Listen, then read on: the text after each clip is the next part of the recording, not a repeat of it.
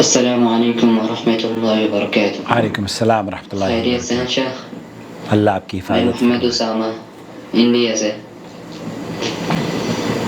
میرا سوال یہ ہے کہ شیخ، گھروں میں طوطے پال سکتے ہیں کیا؟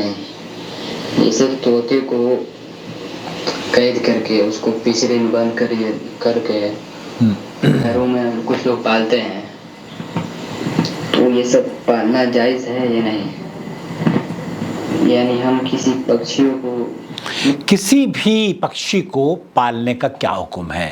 نحمدہ و نصلی علی رسولہ الکریم، اما بعد۔ آپ دیکھ رہے ہیں نور ٹی وی جدہ اور میں ہوں آپ کا دوست، آپ کا ہوسٹ محمد عاقل۔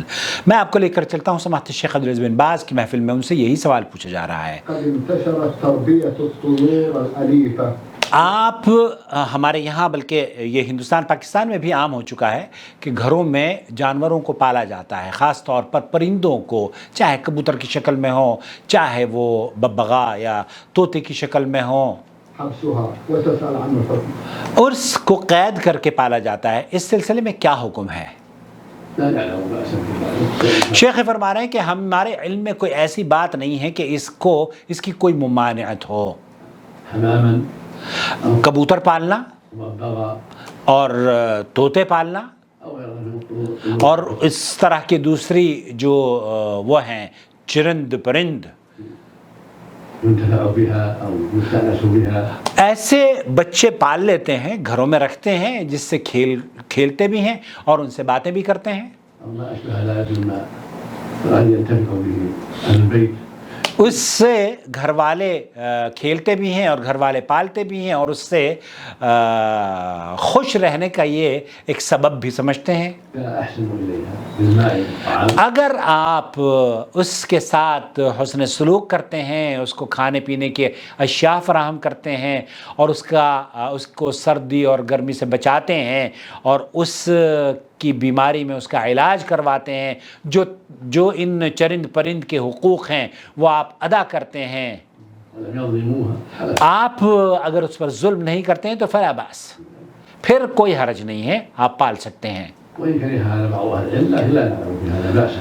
آپ بہت سارے اہل علم نے اس کی ممانعت قرار دی ہے، لیکن اس کی ممانعت کی کوئی دلیل نہیں ہے۔ البتہ آپ کے اوپر ذمہ داری عائد ہوتی ہے کہ آپ اپنے اس جانور کو، اس پرندے کو ایذا نہ پہنچائیں، تکلیف نہ پہنچائیں، اور اس کی ضرورت کا احساس آپ کو ہونا چاہیے، تبقي الحق اسے جو اس کا حق ہے وہ دینا چاہیے۔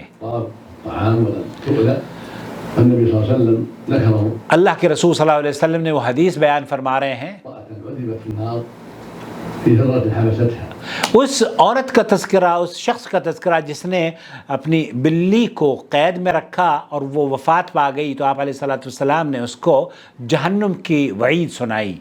لا هي أطعمتها وسقتها إذ حبستها، اس کو قید کر لیا، اس کو نہ پانی پلایا نہ کھانا کھلایا، ولا هي تركتها تأكل ما. اور نہ اس کو چھوڑا کہ وہ اپنے آپ جا کر کہیں کھا لے۔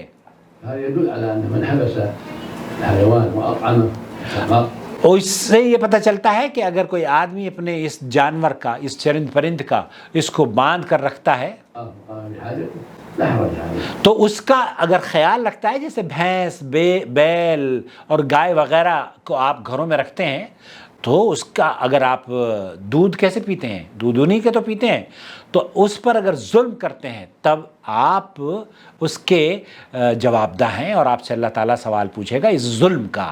لیکن اگر آپ ان کا حق ادا کرتے ہیں، وقت پر کھانا کھلاتے ہیں، اور اگر وہ بیمار ہو جاتے ہیں تو اس کے مریضوں کو ڈاکٹروں کو دکھاتے ہیں، علاج کراتے ہیں، تو کوئی حرج نہیں ہے۔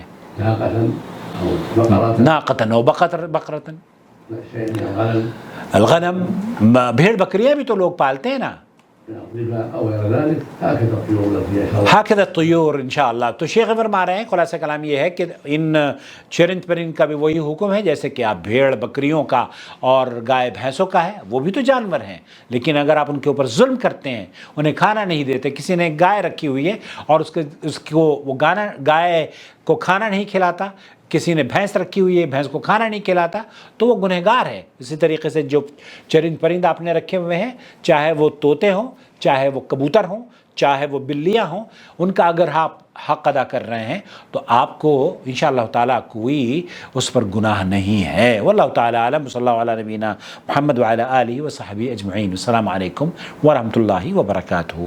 الله ولي الذين آمنوا يخرجهم من الظلمات إلى النور